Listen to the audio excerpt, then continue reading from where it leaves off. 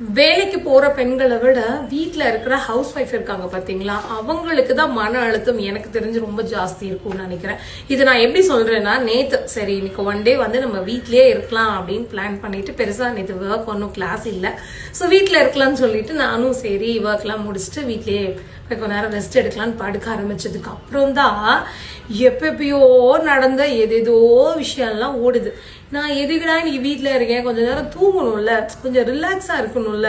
So என்னதான் try பண்ணாலும் யாருமே இல்லாம சும்மா வீட்டில் படுத்துட்டு இருக்கும்போது ஏதேதோ விஷயம் மைண்ட்ல ஓடி ஒரு டிப்ரெஷனே ஆயிருச்சு. எவ்வா சாமி இதெல்லாம் சரிப்பட்டு வராதுடா அப்படின்னு மத்தியானமே கிளம்பி வந்து இன்ஸ்டியூட் வந்து இருக்கிற வேற வேலை வந்து பார்க்க ஆரம்பிச்சிட்டேன். ஸோ அதுக்கப்புறம் தான் வந்து என்னோட மைண்டு ரிலாக்ஸ் ஆயிருக்கு. அப்பதான் நினைச்சேன், ஸோ நமக்கு ஒரு நாளைக்கு இப்படி இருக்கே, நம்ம வந்து ஹவுஸ் ஒய்ஃப்னு சொல்றோம், ஸோ வீட்டில் இருக்கும்போது ரிலாக்ஸா இருக்காங்க அப்படின்னு நினைக்கிறோம். பட் ரிலாக்ஸா இருப்பாங்களோன்னு எனக்கு தோணலை. நிறைய பேர் வீட்டில் இருக்கும்போது கூட வந்து நம்ம பேசிட்டு ஏதோ ஒரு ஒர்க் பண்ணிட்டு இருந்துரும். பட் தனியா வீட்டில் வந்து டே டைம்ல நம்ம வந்து இருக்கும்போது உண்மையிலேயே அது பெரிய மன அழுத்தம் தான். எனக்கு தான் அப்படி தோணுதான்னு தெரியல. ஸோ உங்களையும் யாருக்காவது தோணி இருக்கு அந்த மாதிரினா எனக்கு கமெண்ட் பண்ணுங்க.